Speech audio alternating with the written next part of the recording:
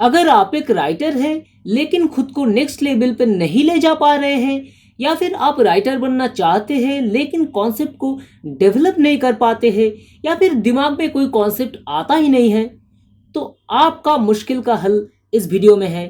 ध्यान से देखते रहिए। नमस्कार दोस्तों, सी फॉर सिनेमा में आप सबका बहुत बहुत स्वागत है। मैं हूँ राज और आप देख रहे हैं एसबीएस।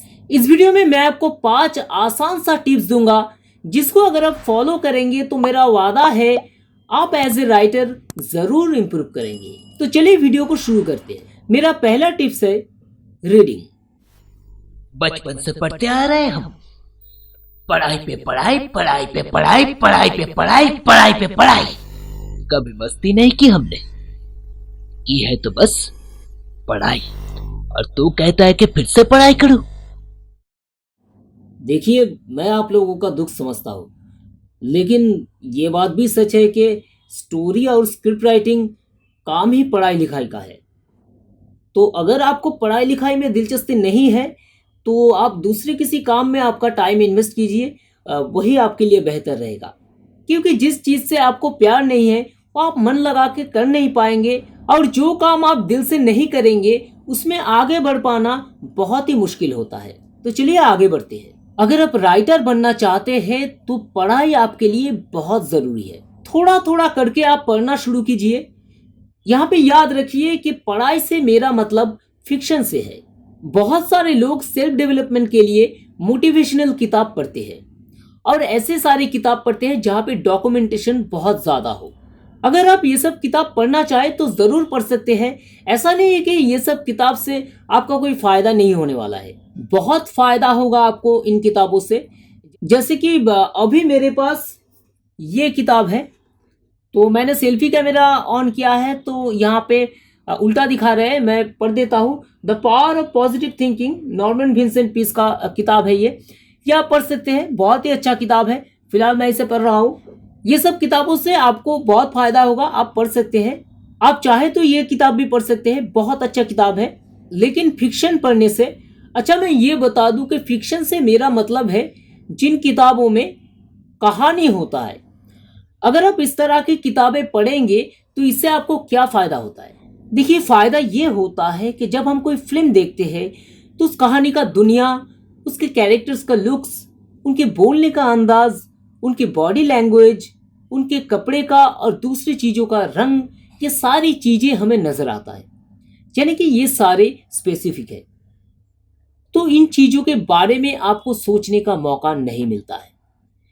लेकिन जब आप कोई कहानी पढ़ते हैं तो उस कहानी की दुनिया, उनके कैरेक्टरों का बॉडी लैंग्वेज, उनका बोलने का अंदाज, उनका लुक्स, उनके कपड़े और दूसरी चीज़ों का रंग, ये सारी चीज़ें आप अपनी तरह से इमेजिन करते हैं। तो इससे आपका इमेजिनेशन पावर बढ़ता है, आपका इम्प्रोवाइजेशन कैपेसिटी भी बढ़ता है। तो अगर आपको राइटर बनना है तो आज से ही दिन में 1 से 2 घंटा पढ़ने का हैबिट ज़रूर बना लीजिए। अगर आपको पढ़ने का उतना शौक नहीं है लेकिन आप कोशिश करना चाहते हैं तो जिस तरह की किताब आपको पसंद है उस तरह की किताब से आप शुरू कर सकते हैं। वो हॉरर हो सकता है, थ्रिलर हो सकता है, कॉमेडी हो सकता है, रोमांटिक हो सकता है, कुछ भी हो सकता है। जिस जॉनर की कहानी आपको पसंद हो उस तरह की किताब से आप शुरू कर सकते हैं। आप राइटर चुन के भी पढ़ सकते हैं कि पहले इस राइटर की किताब पढ़ेंगे, उसके बाद इस राइटर का किताब पढ़ेंगे, ऐसे भी आप पढ़ सकते हैं। और पहले पहले आप छोटे छोटे स्टोरी पढ़िए तो उससे आपका मन लगेगा। अगर उसमें भी आपको प्रॉब्लम आ रहा है तो आप कॉमिक्स से शुरू कर सकते हैं, जैसे कि टिनटिन हो गया, एस्टेरिक्स हो गया। ऐसे बहुत अच्छे अच्छे कॉमिक्स है जो कि आज भी मैं पढ़ता हूँ, मुझे तो बहुत अच्छा लगता है। फिर भी अगर आपको समझ में नहीं आ रहा है कि कहाँ से शुरू करें तो नीचे डिस्क्रिप्शन बॉक्स में चले जाइए, वहाँ पे मैं कुछ किताबों का लिंक दे दूंगा, उन किताबों से आप पढ़ना शुरू कर सकते हैं। मेरा दूसरा टिप्स है वॉच मूवीज। ये वाला टिप्स तो बहुत पसंद आया ना, पता है मुझे। फिल्में देखिए, बहुत बहुत और बहुत सारे फिल्में देखिए। इससे क्या होगा, आपको पता चलेगा कि किस तरह की कहानी को कैसे बोला जाता है। एक ही कहानी को कितने अलग अलग तरीके से आप पेश कर सकते हैं, किस तरह की कहानी में स्टोरी टेलिंग कैसा होता है, screenplay, dialogue, motion, treatment, ये सारी चीज़ें कैसे होती है। और मैंने कहा था कि फिल्म देखते वक्त आप उसकी दुनिया और कैरेक्टर की लुक, रंग, डिज़ाइन और बॉडी लैंग्वेज के बारे में आप सोच नहीं सकते, क्योंकि ये सब स्पेसिफिक कर दिया जाता है। लेकिन जब आप बहुत सारे किताबें पढ़ चुके होंगे और बहुत सारे फिल्में देख चुके होंगे तो आप ये भी कर सकेंगे। आप सोच पाएंगे कि इस फिल्म की दुनिया अगर ऐसा ना हो कि ऐसा होता तो शायद बेहतर होता, और इस कैरेक्टर का लुक ऐसा ना हो कि अगर ऐसा होता तो शायद बेहतर होता। लेकिन ये एक डे बाय डे प्रोसेस है, एक दिन में ये होने वाला नहीं है। तो फिल्में देखना शुरू कीजिए, और आजकल तो बहुत अच्छे अच्छे वेब सीरीज भी आ रहा है, तो वो भी ज़रूर देखिए। आप अगर सोच रहे हैं कि कहाँ से शुरू करें, तो आप आपका फेवरेट जॉनर से शुरू कर सकते हैं। वो रोमांटिक हो सकता है, कॉमेडी हो सकता है, थ्रिलर हो सकता है, हॉरर हो सकता है, कुछ भी हो सकता है। जो आपको पसंद है वही से आप शुरू कर सकते हैं। या फिर आप डायरेक्टर चुन के भी फिल्म देखना शुरू कर सकते हैं कि पहले इस डायरेक्टर की सारी फिल्में देख लेते हैं, उसके बाद इस डायरेक्टर की सारी फिल्में देख लेते हैं। ऐसे भी आप कर सकते हैं। जैसे कि अगर आप फिल्म देख के फिल्म सीखना चाहते हैं तो बहुत सारे माने हुए डायरेक्टर हैं जिनका फिल्म देख के आप फिल्म सीख सकते हैं। मैं अपने हिसाब से 2 नाम सजेस्ट करूंगा आपको। याद रखिए, ये मैं अपने हिसाब से कह रहा हूँ। कोई और अगर और 2 नाम सजेस्ट करे तो ज़रूरी नहीं कि वो गलत हो, क्योंकि बहुत सारे अच्छे अच्छे डायरेक्टर हैं जिनकी फिल्म देख के आप फिल्म सीख सकते हैं।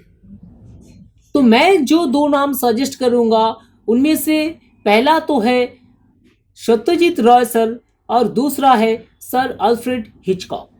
लेकिन हो सकता है अगर आप नए नए फिल्मों में दिलचस्पी ले रहे हैं तो आप थोड़ा एंटरटेनिंग फिल्में देखना ज़्यादा पसंद करें।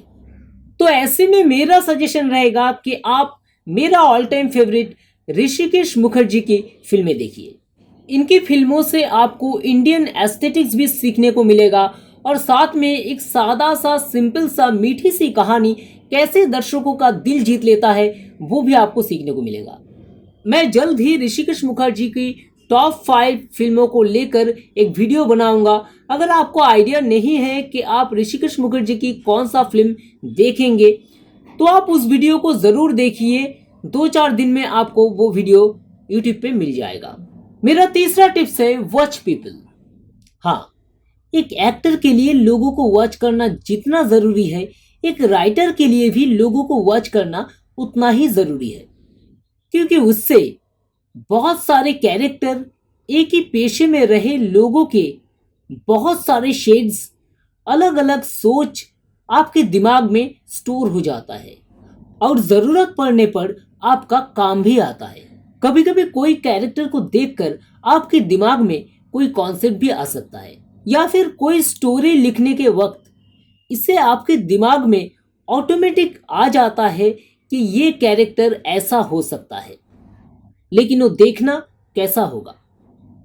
देखिए, देखना एक बात होता है, वो तो सभी देखते हैं और आप भी आज तक देखते आए हैं। लेकिन देख के उस पर गौर करना, यानी कि बारीकी से देखना, वो अलग बात होता है। और बारीकी से देखकर चीजों को समझ पाना वो दूसरी बात होता है। मैं एक एग्जांपल देके आपको समझाने की कोशिश करता हूं। मान लीजिए आपने रास्ते में जाते हुए एक भिखारी को देखा। अब ये तो आप हमेशा देखते हैं। अब आपने बारीकी से देखा तो आपको नजर आया कि वो भिखारी एक 60-70 साल की औरत है जो करीब करीब एक दुकान के सामने बैठी है। उसके साथ कुछ सामान भी है जो बंधे हुए हैं। दुकान में आने जाने वाले लोगों की पैरों से उनका सामान धक्का खा रहा है। उनके कटोरी में सिर्फ एक 2 रुपया है और कुछ नहीं है। उनके बाल बिखरे हुए हैं और कपड़े मैले हैं। आसपास आपको कोई भिखारी भी नजर नहीं आ रहा है। अब ये सब देखने के बाद अगर आप समझने की कोशिश करेंगे तो आपको समझ में आएगा कि वो भिखारी एक दुकान के करीब करीब बैठी है और आसपास कोई भिखारी नहीं है।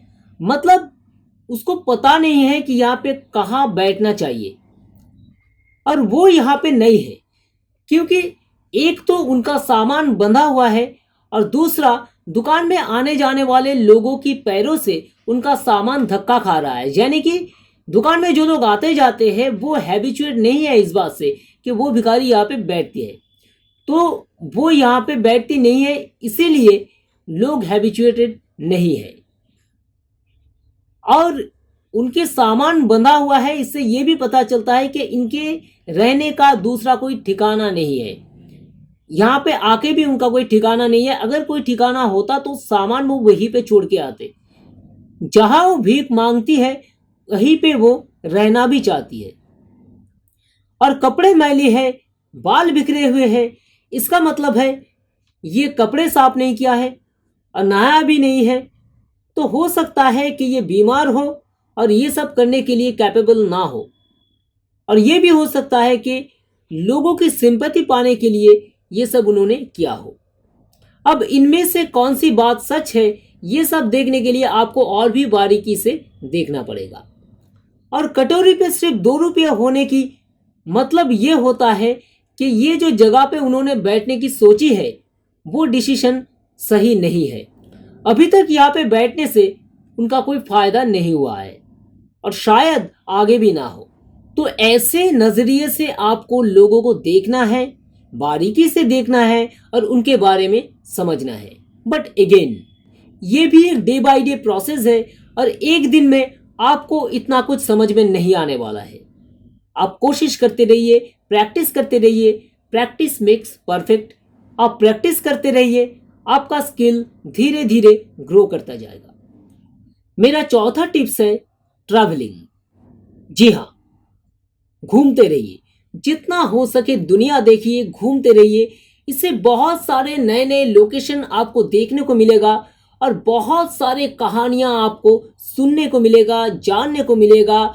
नए नए लोगों के बारे में जानने को मिलेगा, उनकी कल्चर और बहुत सारी चीज़ें आपको जानने को मिलेगा। घूमते हुए बहुत सारे छोटे छोटे स्टोरीज आपको मिल जाएंगे। और इसके अलावा हर एक जगह की एक अलग एस्थेटिकल वैल्यू होता है, वो आपके दिमाग में स्टोर हो जाएगा और वक्त आने पर वो भी आपके काम में ज़रूर आएगा। यहाँ पे मैं अपने एक एक्सपीरियंस आपके साथ शेयर करना चाहूँगा। मैं एक बार मेरे नाना के साथ नॉर्थ इंडिया घूमने गया था, तो वहाँ पे मेरे नाना के कुछ दोस्त भी हमारे साथ गए थे। तो उन सारे लोगों की उम्र 60-70 से ऊपर थे और वो लोग एक दूसरे के साथ लड़ रहे थे, झगड़ रहे थे, फिर मिल रहे थे और सारे टूर में ये होता रहा।